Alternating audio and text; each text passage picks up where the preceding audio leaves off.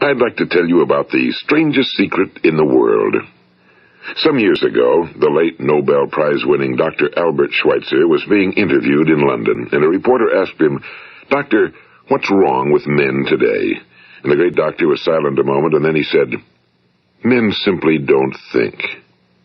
It's about this that I want to talk with you. We live today in a golden age. This is an era that man has looked forward to, dreamed of, and worked toward for thousands of years. But since it's here, we pretty well take it for granted. We in America are particularly fortunate to live in the richest land that ever existed on the face of the earth, a land of abundant opportunity for everyone. But do you know what happens? Well, let's take 100 men who start even at the age of 25. Do you have any idea what will happen to those men by the time they're 65? These 100 men who all start even at the age of 25 believe they're going to be successful. If you asked any one of these men if he wanted to be a success, he'd tell you he did. And you'd notice that he was eager toward life, that there was a certain sparkle to his eye, an erectness to his carriage, and life seemed like a pretty interesting adventure to him. But by the time they're 65, 1 will be rich. 4 will be financially independent. 5 will still be working.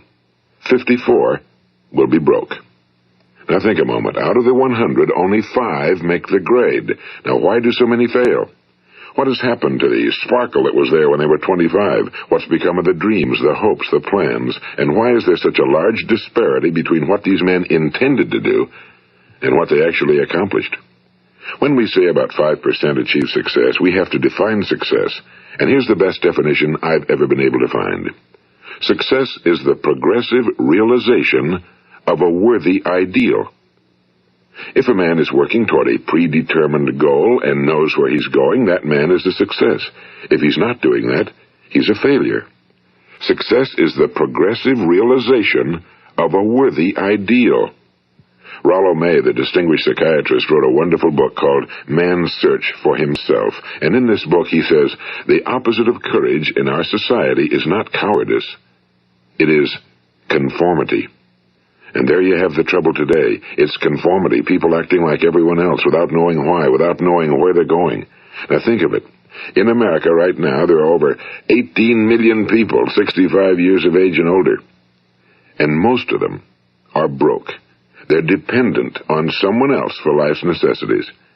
Now, we learn to read by the time we're 7. We learn to make a living by the time we're 25. Usually by that time, we're not only making a living, we're supporting a family. And yet, by the time we're 65, we haven't learned how to become financially independent in the richest land that has ever been known. Why? We conform. And the trouble is that we're acting like the wrong percentage group, the 95 who don't succeed. Now, why do these people conform? Well, they really don't know. These people believe that their lives are shaped by circumstances, by things that happen to them, by exterior forces. They're outer-directed people. A survey was made one time that covered a lot of men, working men, and these men were asked, "Why do you work? Why do you get up in the morning?" 19 out of 20 had no idea. If you ask them, they'll say, well, everyone goes to work in the morning, and that's the reason they do it, because everyone else is doing it. Now let's get back to our definition of success. Who succeeds? The only person who succeeds is the person who is progressively realizing a worthy ideal. He's the person who says, I'm going to become this, and then begins to work toward that goal. I'll tell you who the successful people are. A success is the school teacher who's teaching school because that's what he or she wants to do. The success is the woman who's a wife and mother because she wanted to become a wife and mother and is doing a good job of it. The success is the man who runs the corner gas station because that was his dream. That's what he wanted to do. The success is the successful salesman who wants to become a top-notch salesman and grow and build with his organization. A success is anyone who is doing deliberately a predetermined job because that's what he decided to do deliberately. But only 1 out of 20 does that. That's why today there isn't really any competition unless we make it for ourselves. Instead of competing, all we have to do is create. You know, for 20 years, I looked for the key which would determine what would happen to a human being. Was there a key I wanted to know which would make the future a promise that we could foretell to a large extent? Was there a key that would guarantee a person's becoming successful if he only knew about it and knew how to use it? Well, there is such a key, and I've found it. Have you ever wondered why so many men work so hard and honestly without ever achieving anything in particular, and others don't seem to work hard and yet seem to get everything? They seem to have the magic touch. You've heard them say that about someone. Everything he touches turns to gold. And have you ever noticed that a man who becomes successful tends to continue to become successful? And on the other hand, have you noticed how a man who's a failure tends to continue to fail? Well, it's because of goals. Some of us have goals, some don't. People with goals succeed because they know where they're going. It's that simple. Think of a ship leaving a harbor, and think of it with the complete voyage mapped out and planned. The captain and crew know exactly where it's going and how long it'll take. It has a definite goal. Now, 9,999 times out of 10,000, it will get to where it started out to get. Now, let's take another ship, just like the first, only let's not put a crew on it or a captain at the helm. Let's give it no aiming point, no goal, no destination. We just start the engines and let it go. I think you'll agree with me that if it gets out of the harbor at all, it will either sink or wind up on some deserted beach, a derelict. It can't go any place because it has no destination and no guidance, and it's the same with a human being. Take the salesman, for example. There's no other person in the world today with the future of a good salesman. Selling is the world's highest-paid profession, if we're good at it and if we know where we're going. Every company needs top-notch salesmen, and they reward those men. The sky's the limit for them. But how many can you find? Someone once said the human race is fixed, not to prevent the strong from winning, but to prevent the weak from losing. The American economy today can be likened to a convoy in time of war. The entire economy is slowed down to protect its weakest link, just as the convoy had to go at the speed that would permit its slowest vessel to remain in formation. That's why it's so easy to make a living today. It takes no particular brains or talent to make a living and support a family today. So we have a plateau of so-called security, if that's what a person's looking for. But we do have to decide how high above this plateau we want to aim. Now let's get back to the strangest secret in the world, the story that I wanted to tell you today. Why do men with goals succeed in life and men without them fail? Well, let me tell you something which, if you really understand it, will alter your life immediately. If you understand completely what I'm going to tell you from this moment on, your life will never be the same again. You will suddenly find that good luck just seems to be attracted to you. The things you want just seem to fall in line, and from now on you won't have the problems, the worries, the gnawing lump of anxiety that perhaps you've experienced before. Doubt, fear, well, they'll be things of the past. Here's the key to success and the key to failure. We become what we think about. Now let me say that again. We become what we think about. Throughout all history, the great wise men and teachers, philosophers and prophets have disagreed with one another on many different things. It's only on this one point that they are in complete and unanimous agreement. Listen to what Marcus Aurelius, the great Roman emperor, said. A man's life is what his thoughts make of it. Disraeli said this. Everything comes if a man will only wait. I've brought myself by long meditation to the conviction that a human being with a settled purpose must accomplish it, and that nothing can resist a will that will stake even existence for its fulfillment. Ralph Waldo Emerson said this, a man is what he thinks about all day long. William James said, the greatest discovery of my generation is that human beings can alter their lives by altering their attitudes of mind. And he also said, we need only in cold blood act as if the thing in question were real, and it will become infallibly real by growing into such a connection with our life that it will become real. It will become so knit with habit and emotion that our interests in it will be those which characterize belief. And he also said, if you only care enough for a result, you will almost certainly attain it. If you wish to be rich, you will be rich. If you wish to be learned, you will be learned.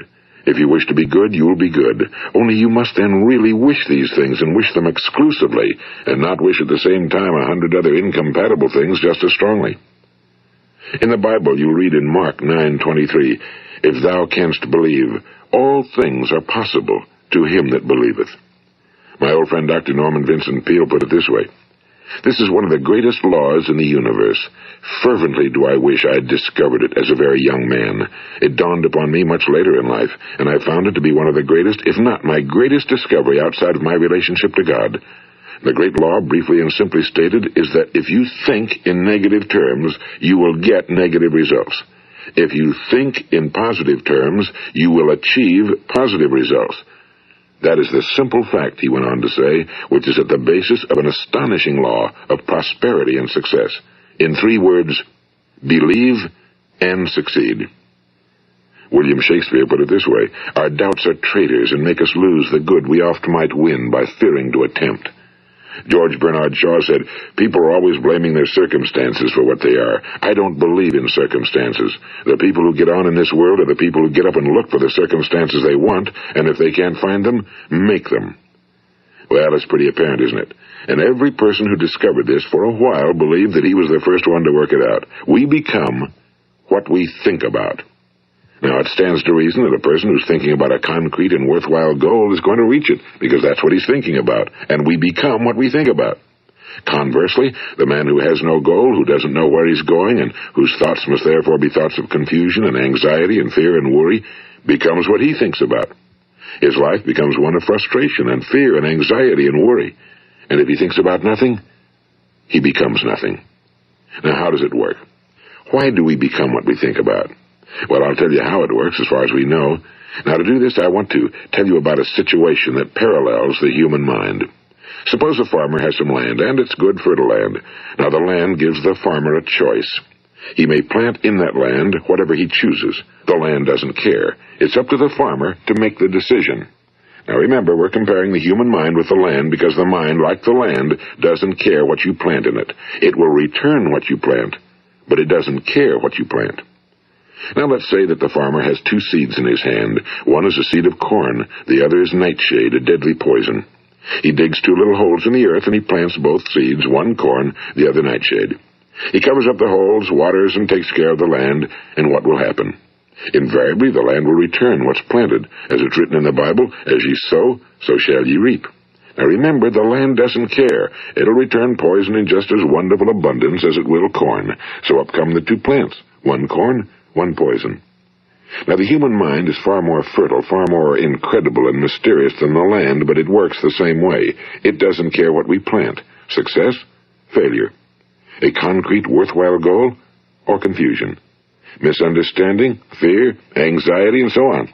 But what we plant, it must return to us. You see, the human mind is the last great unexplored continent on Earth. It contains riches beyond our wildest dreams. It will return anything we want to plant. Now, you might say, well, if that's true, why don't people use their minds more? Well, I think they figured out an answer to that one, too. Our mind comes as standard equipment at birth. It's free, and things that are given to us for nothing we place little value on. Things that we pay money for, we value. The paradox is that exactly the reverse is true. Everything that's really worthwhile in life came to us free. Our minds, our souls, our bodies, our hopes, our dreams, our ambitions, our intelligence, our love of family and children and friends and country, all these priceless possessions are free. But the things that cost us money are actually very cheap and can be replaced at any time. A good man can be completely wiped out and make another fortune. He can do that several times.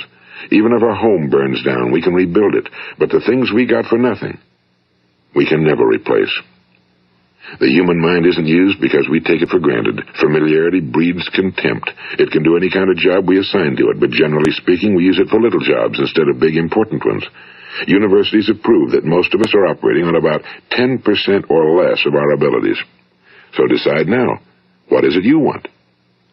Plant your goal in your mind. It's the most important decision you'll ever make in your entire life. What is it you want? Do you want to be an outstanding salesman? A better worker at your particular job? Do you want to go places in your company, in your community? Do you want to get rich? All you've got to do is plant that seed in your mind, care for it, work steadily toward your goal, and it will become a reality. It not only will, there's no way that it cannot. You see, that's a law, like the laws of Sir Isaac Newton, the laws of gravity. If you get on top of a building and jump off, you'll always go down. You'll never go up, and it's the same with all the other laws of nature. They always work. They're inflexible. Think about your goal in a relaxed, positive way. Picture yourself in your mind's eye as having already achieved this goal. See yourself doing the things you will be doing when you've reached your goal. Ours has been called the phenobarbital age, the age of ulcers and nervous breakdowns and tranquilizers, at a time when medical research has raised us to a new plateau of good health and longevity. Far too many of us worry ourselves into an early grave, trying to cope with things in our own little personal ways, without learning a few great laws that will take care of everything for us. These things we bring on ourselves through our habitual way of thinking. Every one of us is the sum total of his own thoughts. He is where he is because that's exactly where he really wants to be, whether he'll admit that or not. Each of us must live off the fruit of his thoughts in the future, because what you think today and tomorrow, next month and next year, will mold your life and determine your future. You're guided by your mind. I remember one time I was driving through eastern Arizona, and I saw one of those giant earth-moving machines roaring along the road at about 35 miles an hour with what looked like 30 tons of dirt in it. A tremendous, incredible machine, and there was a little man perched way up on top with the wheel in his hands guiding it. And as I drove along, I was struck by the similarity of that machine to the human mind. Just suppose you're sitting at the controls of such a vast source of energy. Are you going to sit back and fold your arms and let it run itself into a ditch? Or are you going to keep both hands firmly on the wheel and control and direct this power to a specific, worthwhile purpose? It's up to you. You're in the driver's seat. You see, the very law that gives us success is a two-edged sword. We must control our thinking. The same rule that can lead a man to a life of success, wealth, happiness, and all the things he ever dreamed of for himself and his family. That very same law can lead him into the gutter. It's all in how he uses it, for good or for bad. This is the strangest secret in the world. Now, why do I say it's strange, and why do I call it a secret? Actually, it isn't a secret at all. It was first promulgated by some of the earliest wise men, and it appears again and again throughout the Bible, but very few people have learned it, understand it. That's why it's strange, and why, for some equally strange reason, it virtually remains a secret. I believe that you could go out and walk down the main street of your town and ask one man after another what the secret of success is, and you probably wouldn't run into one man in a month who could tell you. Now, this information is enormously valuable to us if we really understand it and apply it. It's valuable to us not only for our own lives, but the lives of those around us, our families, employees, associates, and friends. Life should be an exciting adventure. It should never be a bore. A man should live fully, be alive. He should be glad to get out of bed in the morning. He should be doing a job he likes to do because he does it well. One time I heard Grove Patterson, the great late editor-in-chief of the Toledo Daily Blade, make a speech, and as he concluded his speech, he said something I've never forgotten. He said, "My years in the newspaper business have convinced me of several things. Among them, that people are basically good, and that we came from someplace, and we're going someplace. So we should make our time here an exciting adventure. The architect of the universe didn't build a stairway leading nowhere." And the greatest teacher of all, the carpenter from the plains of Galilee, gave us the secret time and time again. As ye believe, so shall it be done unto you. I've explained the strangest secret in the world and how it works. Now, on this side, I want to explain how you can prove to yourself the enormous returns possible in your own life by putting this secret to a practical test. I want you to make a test that will last 30 days. It isn't going to be easy, but if you'll give it a good try, it will completely change your life for the better. Now, back in the 17th century, Sir Isaac Newton, the English mathematician and natural philosopher, gave us some natural laws of physics which apply as much to human beings as they do to the movement of bodies in the universe.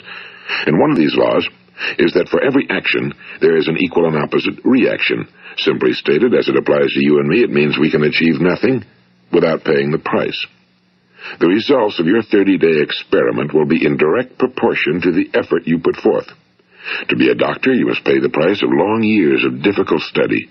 To be successful in selling, and remember that each of us succeeds to the extent of his ability to sell.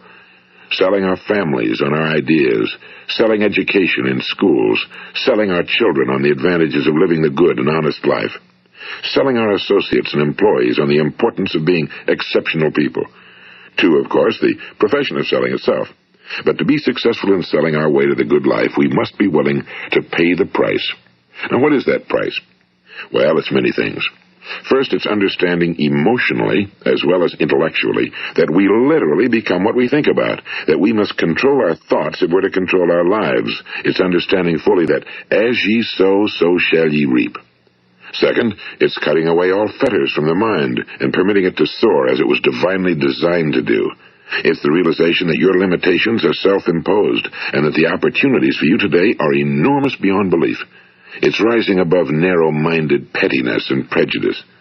And third, it's using all your courage to force yourself to think positively on your own problem, to set a definite and clearly defined goal for yourself, to let your marvelous mind think about your goal from all possible angles, to let your imagination speculate freely upon many different possible solutions, to refuse to believe that there are any circumstances sufficiently strong to defeat you in the accomplishment of your purpose, to act promptly and decisively when your course is clear, and to keep constantly aware of the fact that you are, at this moment, standing in the middle of your own acres of diamonds, as Russell Conwell used to point out.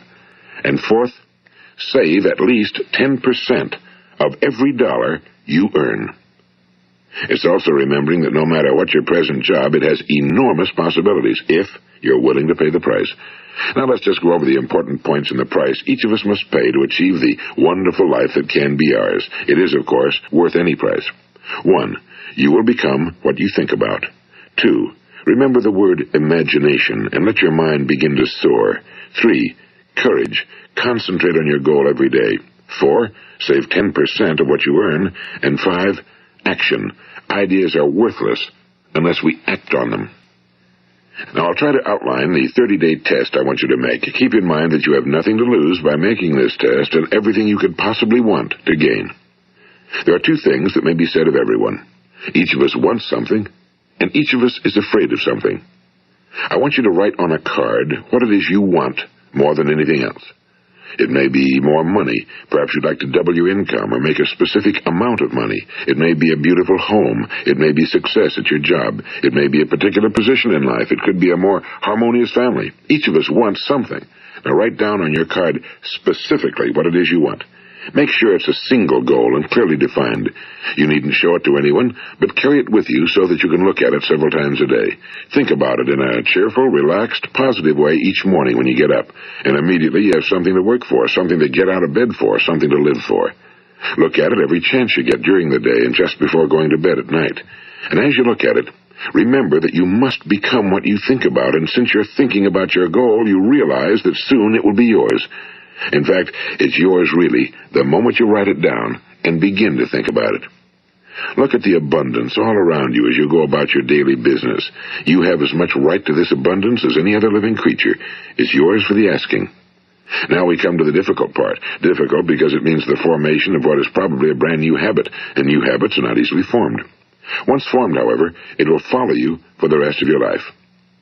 Stop thinking about what it is you fear. Each time a fearful or negative thought comes into your consciousness, replace it with a mental picture of your positive and worthwhile goal. And there'll come times when you'll feel like giving up. It's easier for a human being to think negatively than positively. That's why only 5% are successful. You must begin now to place yourself in that group. For 30 days, you must take control of your mind. It will think about only what you permit it to think about. Each day for this 30-day test, do more than you have to do. In addition to maintaining a cheerful, positive outlook, give of yourself more than you've ever done before. Do this knowing that your returns in life must be in direct proportion to what you give. The moment you decide on a goal to work toward, you're immediately a successful person. You are then in that rare and successful category of people who know where they're going. Out of every 100 people, you belong to the top 5. Don't concern yourself too much with how you're going to achieve your goal. Leave that completely to a power greater than yourself. All you have to do is know where you're going. The answers will come to you of their own accord and at the right time. Remember these words from the Sermon on the Mount, and remember them well. Keep them constantly before you this month of your test. Ask, and it shall be given you. Seek, and ye shall find. Knock, and it shall be opened unto you. For every one that asketh receiveth, and he that seeketh findeth, and to him that knocketh it shall be opened. It's as marvelous and as simple as that. In fact, it's so simple that in our seemingly complicated world, it's difficult for an adult to understand that all he needs is a purpose and faith. For 30 days, do your very best. If you're a salesman, go at it as you've never done before, not in a hectic fashion, but with the calm, cheerful assurance that time well spent will give you the abundance in return you deserve and want. If you're a homemaker, devote your 30-day test to completely giving of yourself without thinking about receiving anything in return, and you'll be amazed at the difference it makes in your life. No matter what your job, do it as you've never done it before for 30 days. And if you've kept your goal before you every day, you'll wonder and marvel at this new life you've found. Dorothea Brand, the outstanding editor and writer, discovered it for herself and tells about it in her fine book, Wake Up and Live. Her entire philosophy is reduced to the words, act as though it were impossible to fail. She made her own test with sincerity and faith, and her entire life was changed to one of overwhelming success. Now, you make your test for 30 full days. Don't start your test until you've made up your mind to stick with it. You see, by being persistent, you're demonstrating faith. Persistence is simply another word for faith. If you didn't have faith, you'd never persist. If you should fail during your first 30 days, by that I mean suddenly find yourself overwhelmed by negative thoughts, you've got to start over again from that point and go 30 more days. Gradually, your new habit will form until you find yourself one of that wonderful minority to whom virtually nothing is impossible. And don't forget the card. It's vitally important as you begin this new way of living. On one side of the card, write your goal, whatever it may be. On the other side, write the words we've quoted from the Sermon on the Mount. Ask, and it shall be given you. Seek, and ye shall find. Knock, and it shall be opened unto you.